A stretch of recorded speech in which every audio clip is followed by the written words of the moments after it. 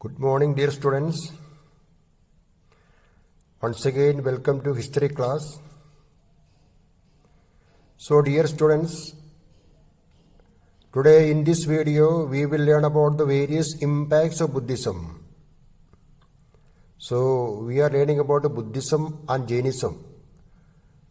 The two religions emerged in India in 6th century BC because of various causes. We have already learned the causes. And then we have learned about the teachings of these two religious teachers. Lord Mahavira and his teachings, Lord Buddha and his teachings. Then we have learned about the spread of these religions. And now in this video, it is about the impact or the contribution, or we can say how did this religion influence the life of the people of the world. Okay, impact of Buddhism. Buddhism made a lasting contribution to Indian culture, religion, art and social life in the following respects. So the influences of Buddhism in the life of a man. Okay, or we can say how did this religion or the teachings of Buddhism or the teachings of Buddha influence the people of India and other countries of the world. Okay, first one, that is Ahimsa. Okay, we have learned one of the most important teachings of Lord Buddha is Ahimsa or non-violence. Okay, according to him, no, Ahimsa. We have learned, that like Mahavira, Buddha attached importance to sanctity of life and followed the path of non-violence. Okay, he stressed the importance of life. I mean, lives of all the creatures. Okay. Ahimsa, the doctrine of Ahimsa became a weapon against the ills in the society. So the doctrine, one of the most important teachings of Lord Buddha was Ahimsa, and it was a weapon against the ills in the society. Ills means the drawbacks. After the rise of Buddhism, animal protection became a new culture. Mahatma Gandhi later used Ahimsa in the form of non-violent struggle against the British rule. So people, here we have learned now, previous classes we have learned the popularity of this religion or the spread of this religion. Many people or millions of people accepted this as their new faith. Then they strictly followed the path of non-violence. Okay. And Mahatma Gandhi, we will learn about him, Mahatma Gandhi, M.K. Gandhi or Mohandas Karamchand Gandhi. One of the most popular leader of the freedom movement of India, and he is one of the father of our nation. Mahatma Gandhi led the freedom movement. Okay, until 1947. From 1970 to 1947 we can say. And his main principle was Ahimsa. Okay, so Gandhiji throughout his life followed Ahimsa. Okay, Mahatma Gandhi and his importance we will learn in class 10 history in the freedom movement of India. Okay, Mahatma Gandhi throughout his life followed the path of Ahimsa. Okay, so Ahimsa, one of the most important teachings of Lord Buddha, changed the life of what we can say, may not means that it strongly influenced the people, Ahimsa. Still now, this principle has importance. And there is need for what we can say, we have to follow the path of Ahimsa in the present world. Okay, Ahimsa, one, doctrine, impact. And then you will learn about the influence on religious life. Influence. How did this religion influence the religious life of the people? Buddhism provided a challenge to Hinduism. It was a challenge to Hinduism. There soon started a reform movement within Hinduism. The costly yajnas and sacrifices and the rigidity of caste system were done away with. Okay, so here we have learned the emergence of these religions caused a challenge to Hinduism. And after the beginning, after the emergence of these religions, so many scholars, they tried their best to renew or reform the Hindu religion. For example, you will learn about Sri Shankaracharya, a great reformer in Hindu religion, Sri Shankaracharya. And during the Gupta dynasty, you will learn about the Gupta period and the Gupta rulers. When they were there was a revival of Hinduism because they were the Hindu rulers and they supported the religion. So there was a revival or rebirth of Hinduism because of the efforts of various rulers and reformers. Okay, so how did this religion cause a challenge to Hinduism? We have learned the reasons for the emergence of these religions. No, for a caste system or expensive religion. In this religion, there was no caste system and the religion was very simple. There was no expenses. Okay, so then what happened? Many people left Hinduism or religion and they accepted this as their new faith. This was a challenge. So in order to meet the challenge, so there emerged a number of reformers in Hindu religion. Okay, and the costly yajnas and sacrifices and the rigidity of the caste system were done away with. Okay, so thereafter, so there was an end of all these activities or rituals in the religion. Then influence on social life. Next impact. Influence on social life. Buddhism fostered intellectual tradition and exposed the weaknesses in our society. This religion simply showed the weaknesses of the society, the weaker sections of the society who had been subject to many atrocities. Atrocities means cruelties.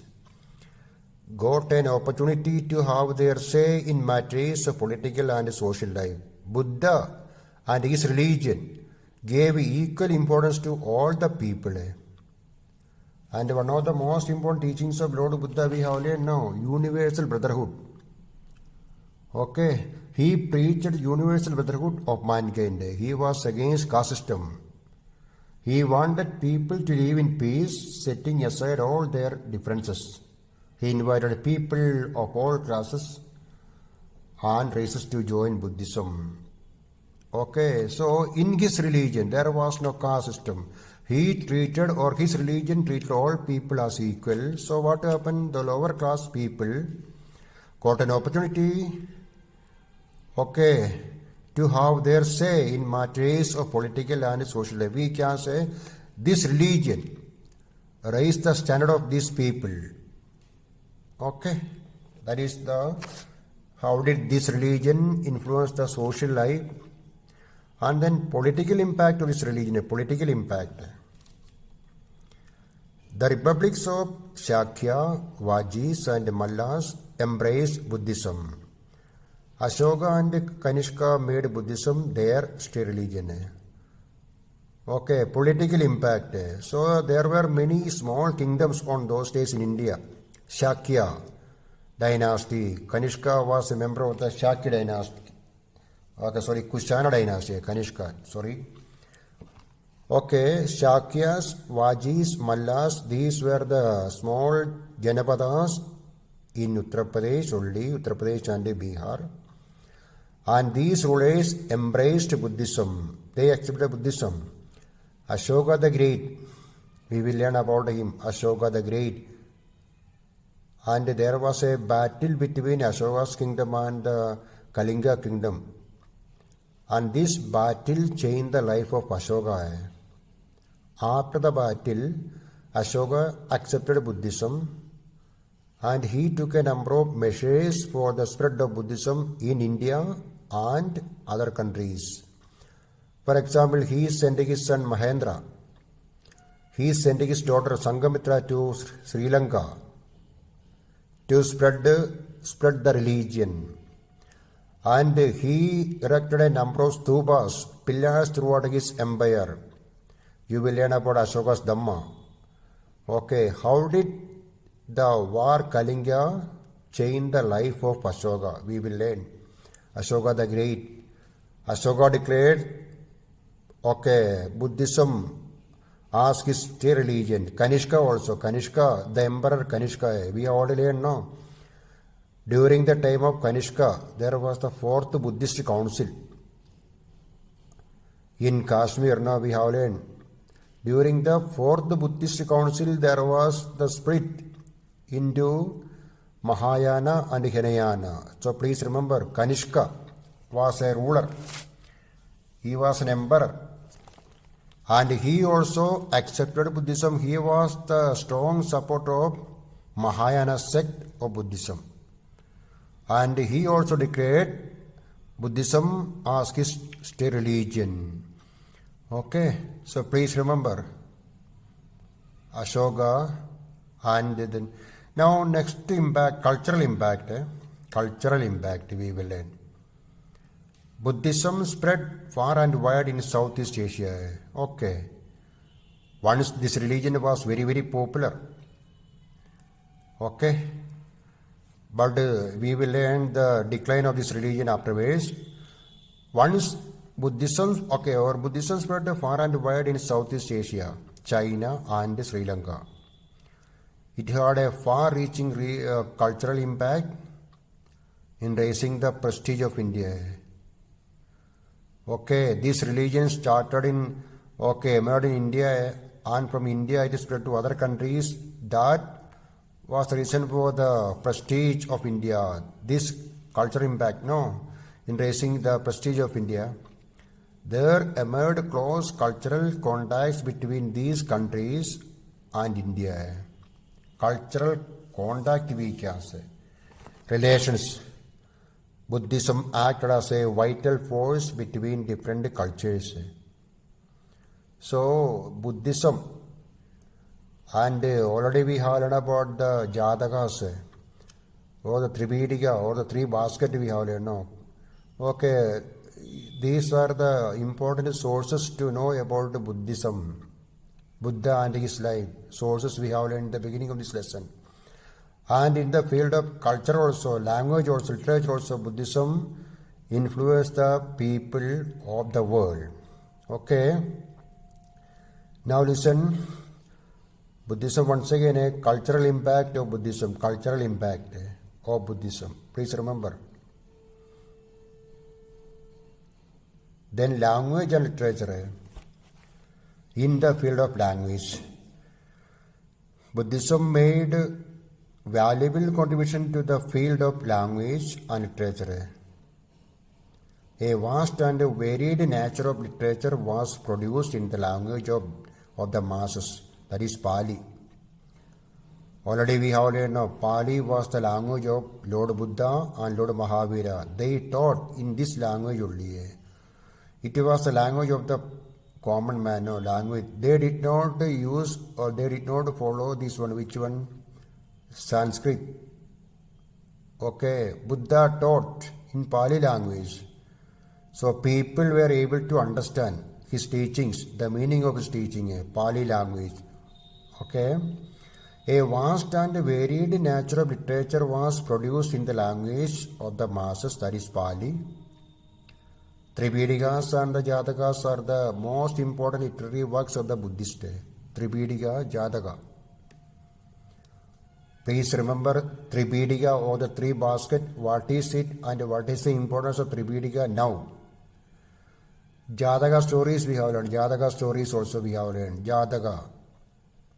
Okay, so what is the importance of these literary works for us and for the world now? And beside these other literary works of importance written in Pali language are Mahavamsa, Dibavamsa, Divya Vandana. Okay, Lalita Vistara. We will learn about this in the next video. So, language and literature. In the field of language and literature, we will learn again. Okay, Buddhism made a valuable contribution to the field of language, or we can say this religion enriched the literature and the language on those days. Okay, that is the meaning of what is language and literature in the field of language and the literature. After that, we will learn about the art and architecture. Then decline of Buddhism. Okay, two topics are remaining. We will learn in one video. So dear students, please continue your revision. You have to read the textbook, okay, and ready for the examination. Thank you.